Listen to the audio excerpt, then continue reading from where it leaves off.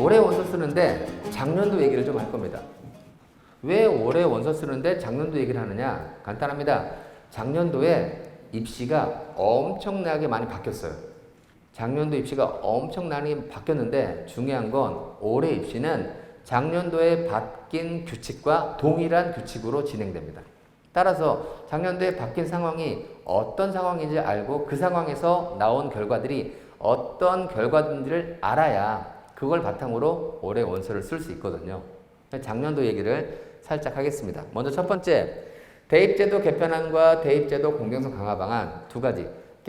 당년도 입시에 대입제도 개편안이라고 하는 전국의 모든 대학은 교과 또는 수능 둘 중에 하나의 전형으로 30% 이상 뽑아야 돼 라는 첫 번째 규칙이 작년에 처음으로 설정이 되었고요. 대입제도 공정성 강화 방안이라고 하는 새로운 규칙이 두 가지가 적용됐습니다.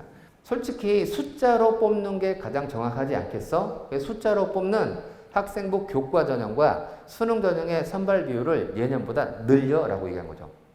근데 수능으로 많이 늘리면 일부 강남구 쪽에 있는 학생들에만 이익이 있겠죠. 그래서 수도권에 있는 대학교에는 학생부 교과 전형, 세 번째 지역균형 선발 전형이라 해서 아주 쉽게 설명을 드리면 학교당 추천 전형입니다.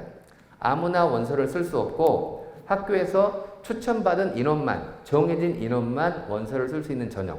이 전형이 작년에 서울 수도권에 있는 대학교는 무조건 10% 이상 뽑아야 된다. 그래서 과거에 학생부 교과 전형을 실시하지 않던 연세대, 서강대, 성균관대, 경희대, 건대, 동대 이런 대학들이 작년에 학생부 교과 전형을 새롭게 신설했습니다. 약 2,600명이 당연히 늘었거든요. 2015 교육과정, 과목 선택권이 중요시되는 2015 교육과정으로 바뀌면서 수능에서도 학생들의 부담감을 줄여주면서 학생들이 과목을 선택할 수 있게 하자라는 선택형 수능이 도입이 되었는데요. 문제는 뭐냐? 국어와 수학에서 선택형 수능이 도입되는 상황 속에서 어떤 과목을 선택했냐에 따라서 유불리가 발생합니다. 이 부분들이 인문계 성향의 친구들에 있어서 수능 체제 기준 충족이 어려운 상황으로 현재 나오고 있고 작년에 발생했고 올해도 그럴 가능성이 매우 높습니다. 마지막으로 약대가 대학원 입시에서 대학교 입시로 10여 년 만에 부활을 했습니다. 아까 말씀드린 켄텍이라고 하는 새로운 과학기술원과 같은 에너지 공과대학이 생겼습니다. 입시의 흐름들이 조금은 더 선명하게 보이는 상황에서 원서를 쓸 수 있다라는 말씀을 드리고 싶습니다. 학생부 종합전형은 뽑는 인원을 줄인다고 했어요.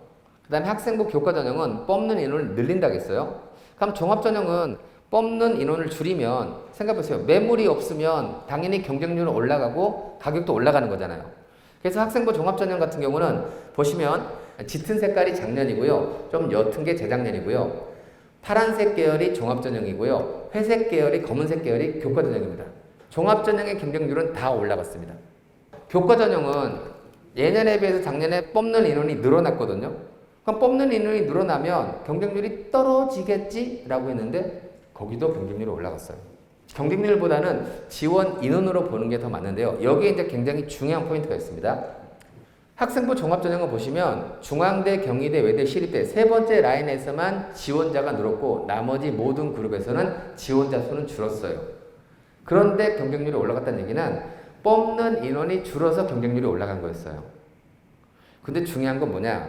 학생부 교과전형은 뽑는 인원이 늘었는데도 경쟁률이 올라갔어요. 그 말은 엄청나게 많이 예년보다 지원을 했다는 얘기가 되잖아요. 과거에는 6개의 원서를 쓸 때 1점대, 2점대, 3점대 정도 친구들이 6장의 원서를 쓸 때 4장을 종합을 쓰고요. 2장 정도를 교과로 쓰는, 교과로 안정이나 적정을 잡고 종합으로 지르는 패턴들이 많았습니다. 교과에 뽑는 인원이 늘어나니까 뽑는 인원이 늘어나면 교과의 합격선은 떨어지겠지 라고 생각을 해서 교과로 많이 쳐들어간 거예요. 그래서 6장의 원서를 쓸 때 4대 2의 종합을 많이 쓰는 패턴에서 작년은 그게 역전됐습니다. 교과에서 늘어난 인원과 종합에서 줄어든 인원의 차이가 있습니다. 종합을 쓰다가 교과로 쓴다는 얘기예요. 그럼 그 점수대가 그대로 종합에서 교과로 수평 이동한 거죠. 그렇게 된다면 교과에서 늘어난 인원만큼 종합에서 줄은 게 맞아요. 종합에서 줄어든 인원보다 교과에서 늘어난 인원이 더 많습니다. 즉 교과로 이렇게 이동했는데 종합은 조금밖에 안 줄었어요. 그 점수 때는 그대로 종합을 쓰다가 교과로 수평이 되겠습니다. 그럼 그만큼이 비어야 돼요. 근데 그만큼 안 비었다는 얘기는 어디선가 그 부분이 채워졌다는 얘기죠. 밑에서 채워졌습니다. 밑에서. 즉, 더 낮은 등급대들이 종합을 쓴 거죠. 그래서 작년에 애초에 예상은 종합은 뽑는 인원이 줄었으니 경쟁률이 올라갈 거고 합격선은 올라갈 거야.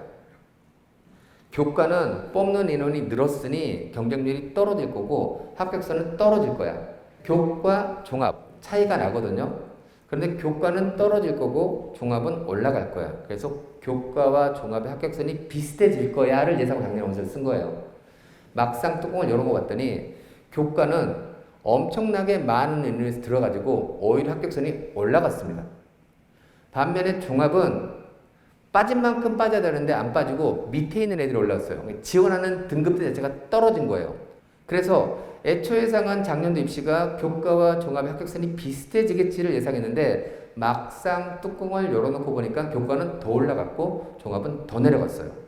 처음으로 생기는 대학이니까 이 대학교가 몇 점대가 합격했는지를 모르고 예상하고 원서를 썼어요. 근데 올해 아이들은요. 이 대학교는 이 정도 점수가 가는 거구나를 알고 원서를 쓰죠. 자, 그런데 제가 방금 교과는 합격선이 어떻게 됐다고요? 올라갔다고요. 근데 교과는 되게 심플하잖아요. 내가 그 대학교를 내신이 되면 쓰는 거고 안 되면 못 쓰는 거잖아요. 자, 그러면 올해는 학생부 교과로 원서를 많이 쓸 수 있을까요? 없을까요? 없겠죠. 합격선이 높게 잡혀 있으니까. 반면에 종합은요. 합격선이 좀 떨어졌단 말이죠. 그러면 교과와 종합, 아이들 입장에서는 내가 가진 숫자를 가장 효율적으로, 내가 가진 숫자에서 가장 좋은 데를 가고 싶어요. 그러면 내가 가진 숫자에서 합격선이 낮게 잡히는 대학들을 찾아야겠죠. 그럼 아이들은 교과를 선호할까요? 올해 종합을 선호할까요? 종합, 그렇죠. 그러면 작년도의 지원 패턴과 올해가 좀 달라질 가능성이 높다라고 말씀드릴 수가 있겠습니다. 두 번째, 수능입니다. 제가 아까 수능, 선택형 수능으로 국어하고 수학에서 어떤 과목을 선택하냐에 따라서 유불리가 발생한다고 말씀을 드렸죠.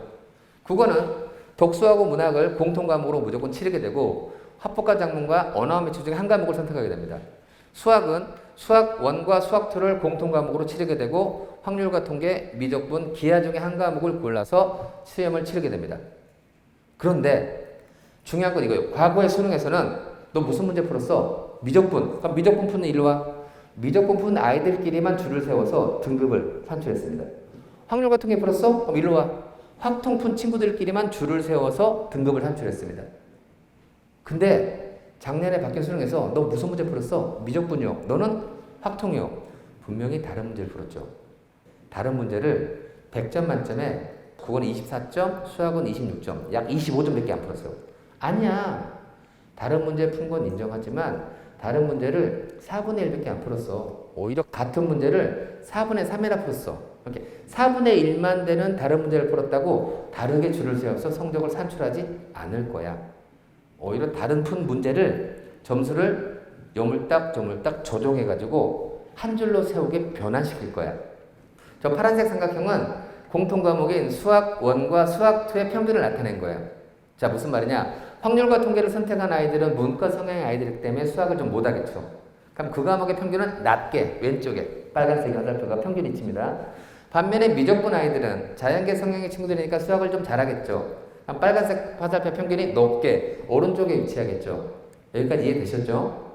자, 그 다음에 위에 있는 노란색 삼각형은 확률과 통계의 평균을 나타낸 겁니다. 쉽게 중간 정도로 어렵게 나타낼 때마다 그 평균의 위치가 달라지겠죠. 그게 검은색 화살표입니다. 밑에 있는 분홍색 삼각형 역시 미적분에 대한 평균의 위치를 나타낸 거예요. 그런데 재밌는 건 뭐냐? 파란색 사각형의 밑에 보시면 내가 맞은 점수에서 노란색 괄호 부분을 빼는 겁니다. 괄호 부분. 괄호는 뭐냐? 검은색 화살표. 즉 뭐냐? 선택 과목의 평균에서 공통 과목의 평균을 빼는 거예요. 그러면 확률과 통계 입단은요. 빨간색 화살표가 왼쪽에 위치해 있죠. 그죠? 그러니까 검은색에서 빨간색을 빼면 큰 값에서 작은 값을 빼게 됩니다. 그러면 노란색 괄호가 양수가 돼요. 내 점수에서 양수를 빼는 겁니다. 점수 마이너스 되죠. 반면에 미적분 집단은요. 검은색에서 빨간색을 빼요. 근데 빨간색이 오른쪽에 있죠. 작은 값에서 큰 값을 빼는 구조가 나와요. 그러면 노란색 괄호가 음수가 되는 거예요. 그럼 내가 맞은 점에서 음수를 빼면 플러스가 되겠죠. 유리한 원인은 뭐죠? 그 집단이 공통 과목의 평균이 높기 때문에 유리한 거죠. 즉, 그 집단이 공부를 잘하는 집단이 있기 때문에 유리합니다. 내가 어떤 과목을 선택할 때 내가 선택한 집단이 공부를 잘한 집단일 때 내 점수가 유리하게 나옵니다.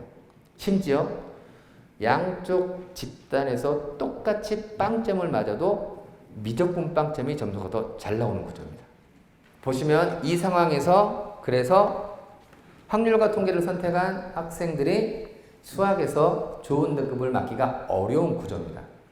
그래서 인문계 성향의 친구들이 인문계학과의 수능 최저기를 충족할 때 수학을 가지고 충족하기는 되게 어려운 상황이 발생하는 거고요. 반면에 자연계 성향의 친구들은 인문계 확통 집단이 밑을 받쳐주니까 1등급을 훨씬 많이 받겠죠. 그러니까 자연계 성향의 친구들은 수학을 활용해서 수능 최저 기준을 충족하기가 유리한 상황이 발생하는. 그러면 인문계학과와 자연계학과 어디가 더 수능 최저 충족률이 높을까요? 자연계가 더 높겠죠. 이게 좋을까요? 나쁠까요?는 이따 말씀을 드리겠습니다. 반면에 작년에 영어입니다. 영어는 절대평가한 거 아시죠? 올해 수시를 준비하는 친구들 입장에서도 수능 최저 기준을 고민한다면 당연히 어떤 과목을 활용하는 게 유리할까요? 영어겠죠. 저는 이렇게 얘기합니다. 1점대 아이들은 영어 1등급을 맞아야 그 점수대 수능 최저 충족하기 용이합니다. 2점대 아이들은 영어 2등급, 3등급과 4등급이 수도권에 머물려면 영어 3등급은 기본적으로 맞아야 됩니다. 그 다음에 하늘색 치켜 올라가는 게 교과 전형, 밑에 주황색 쑥 있는 게 논술입니다. 내신이 안 좋을 때 합격할 수 있는 좋은 전형이 뭐죠? 논술이잖아요. 그래서 논술 전형의 비율이 자연계 학생들을 기준으로 조금 올라간 부분들, 이게 작년도에 바뀐 수능의 영향이다 라고 말씀을 드릴 수가 있겠습니다.